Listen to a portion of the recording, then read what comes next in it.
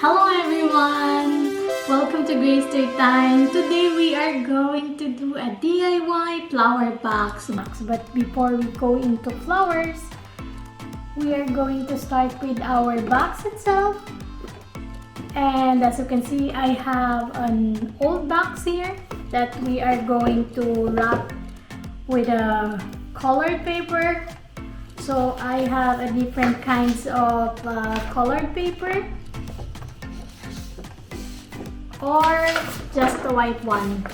And then maybe we are going to use like a vinyl just to make a little bit design, vinyl tape or whatever knife you have, and then a scissor, a tape, and the paper cutter, and of course our hot glue.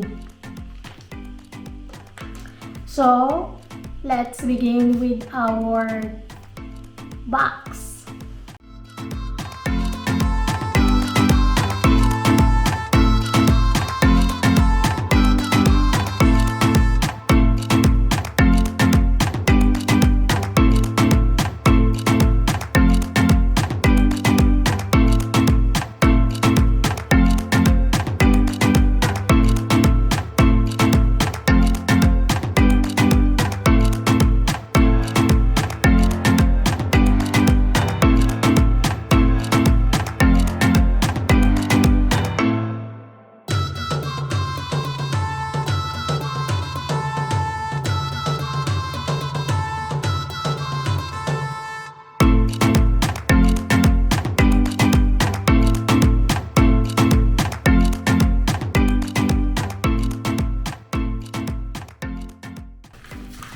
Now we are going to prepare our flowers or our oasis. Now we need to proceed on our next step. And what do we need? We need to have a bucket of water, and then our oasis, the floral foam, and we need plastic to cover and protect our box, and we are also going to use scissor and knife. It's important that we are going to pre-cut our foam because it's easier to work with when it's not wet. So we are just going to cut that one.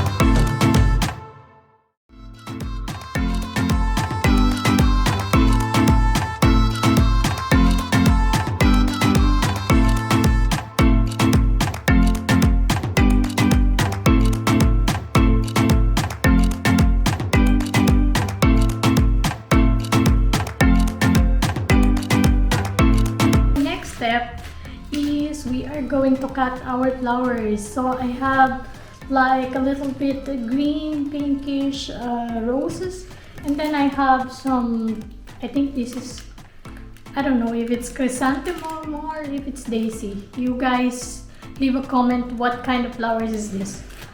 And then I also have hyacinth. I cannot buy greens, guys, so what I do is I went in the backyard and then I get those greens, so we can try it.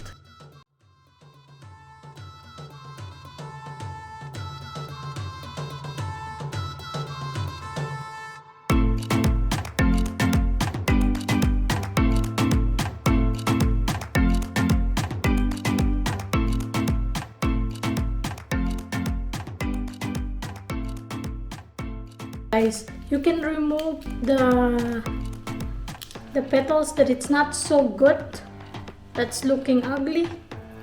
So and then you need to cut it whatever height do you want it.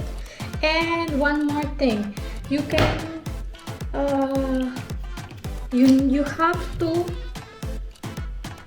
you have to cut the flowers in the 45-degree angle. Why? It's because then there's a big surface that will suck the water. So which one is our this one is going to be our front, so we are going to do like that.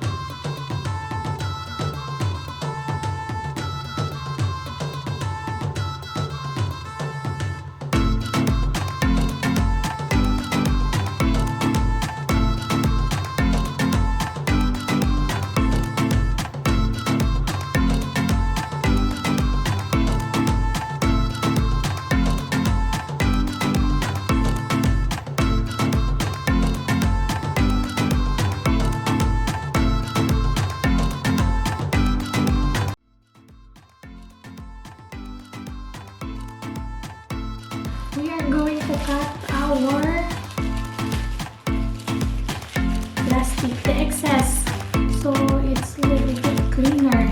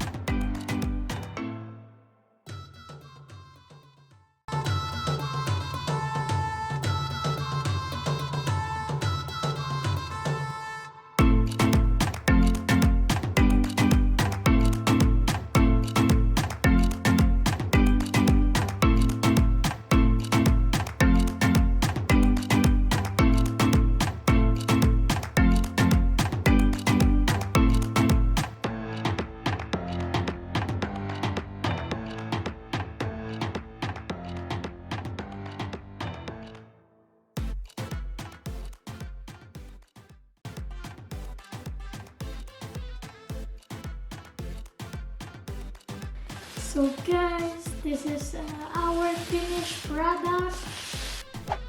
So that is it for today guys, and I hope to see you on my next video. Thank you.